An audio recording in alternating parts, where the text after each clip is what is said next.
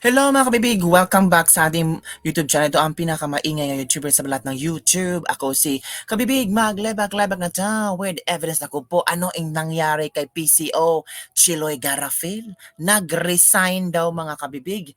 Ito yung close friend, ito yung BFF ni Liza Marcos, ito yung pinagkakatiwalaan ni Liza Marcos na si Chiloy Garafil ng PCO nag-resign.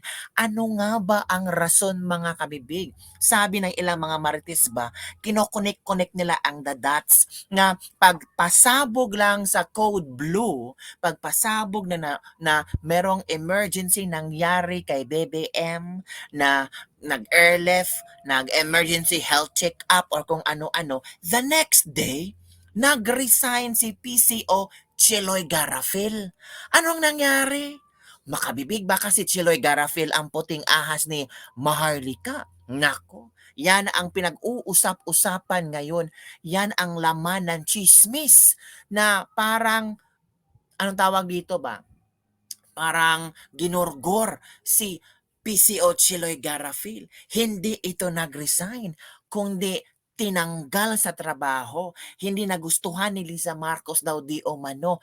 At parang sabi ng iba, baka si Chiloy Garafil ang puting ahas ni Maharlika. Kaya feel ni Liza Marcos, trenaydor siya.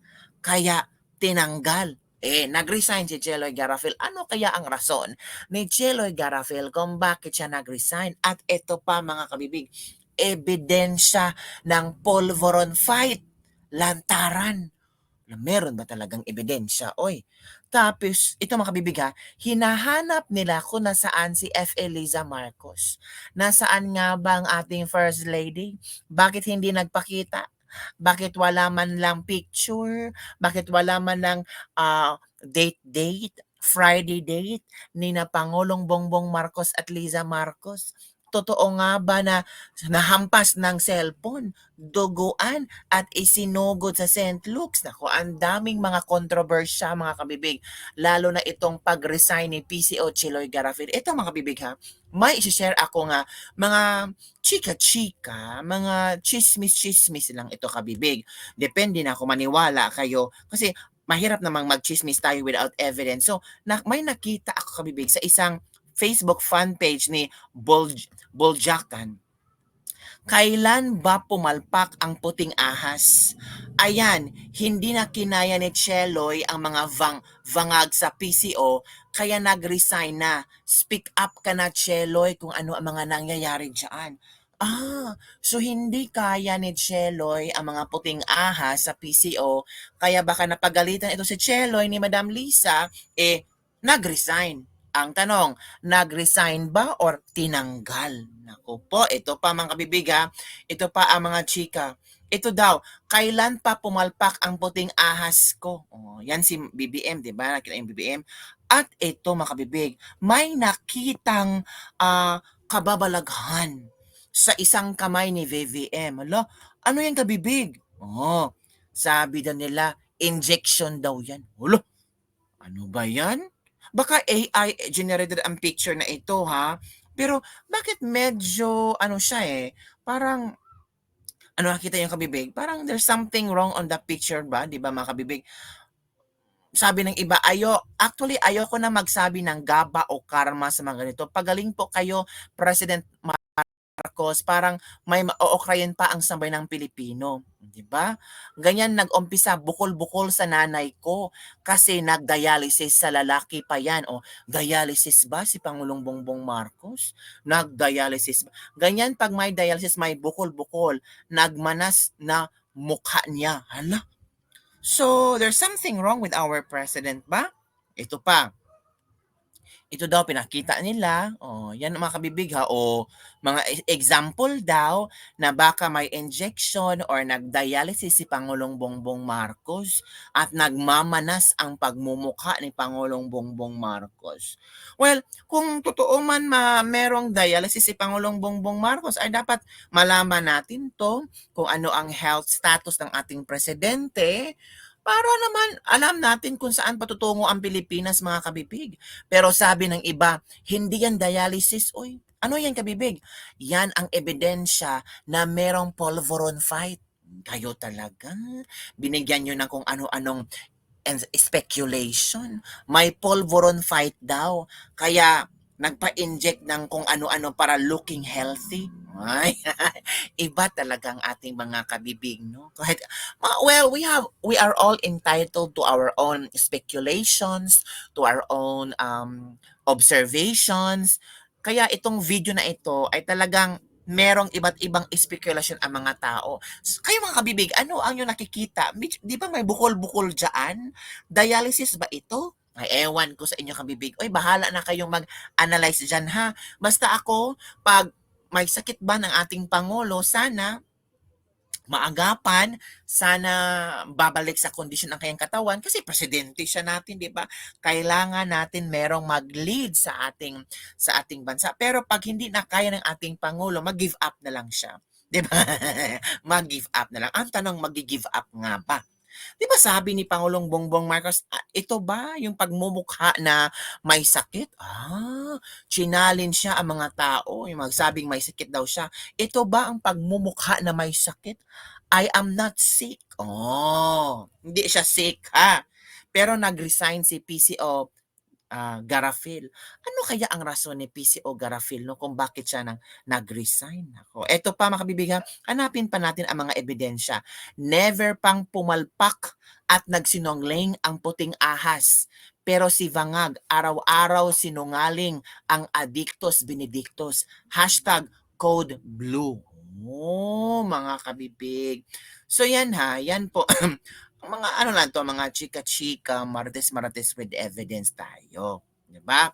So, mag-i-expect na ba, magsasalita na ba si PCO, Garafil, at ito pa. Sabi ni Jason Sa, balita ko si Attorney Cheloy Garafil ay nagbitiw na bilang press secretary ng Marcos Jr. administration. Hala, ano kaya? Bakit kaya nag-resign? Ano ang sikreto na ayaw ibulgar? Sabi ng isang magsalita ka na, Attorney Cheloy Garafil, kung ano ang lalaman mo. Baka idadawit ka ni Kokak. Hala, idadawit sa ano? Di ba mga kabibig? Sabi pa ni iba dito, nako po, baka yung mga BBM fanatics dyan, hindi na kayo makakuha ng kayong sahod kasi nag-resign na yung PCO nyo. Hala, may sahuran ba sila? Nako mga kabibig, maghintay-hintay tayo sa mga latest updates news kung ano ang nangyari. Kahit ako man, pag adik amo ko, talagang mag-resign din ako. Ayokong madamay sa kamalasan ng mga bangag at kadiri. Tapos ako may bachelor's degree. Sana tularan si Attorney Trixie at Vic Rodriguez na magsalita rin kahit pinagbabantaan. Dapat lang para wala na rin naman sila Kung maglabas ng advisory, pawang irrelevant. 'Di ba? Utay-utay ng tauhan nila, nagsialisa na, 'di ba? Di na siguro kinaya ang mga nangyayari sa loob ng Malacanang. Baka sukang-suka na sa ipinagagawa. Hala, naku, ano kaya ang pinagagawa? Ito pa Ito mga kabibig, President Ferdinand Marcos Jr. appointed his former press secretary as the new head representative of the Manila Economic Cultural Office or MECO, the country's de facto embassy in Taiwan. So yun pala ang totoong mga kabibig. Si Garafil pala ay nagiging representative siya sa Manila Economic Cultural Office or MECO sa Taiwan. Newly appointed Presidential Communications Secretary Cesar Chavez confirmed that his predecessor, Cheloy Garafil, would serve as chairman and head representative of MECO, replacing Silvestre Bello III. Ni ano pala kabibig? Ni lipat lang pala. Hindi ginorgor, hindi tinanggal, kundi nilipat lang pala. Bagong assignment. Congratulations po kay Attorney Garafil. May bago po kayong assignment at I'm sure magagampanan nyo po ang inyong magandang assignment. And kaming mga taxpayers ay talagang o-observe po kami kung paano po kayo kagaling na magiging MECO, Manila Economic and Cultural Office. Bagong head. Wow, head representative. Ang galing. Ang galing, kabibig. So yun na nga, kabibig, ha. Ang atin dito ay chika-chika with evidence.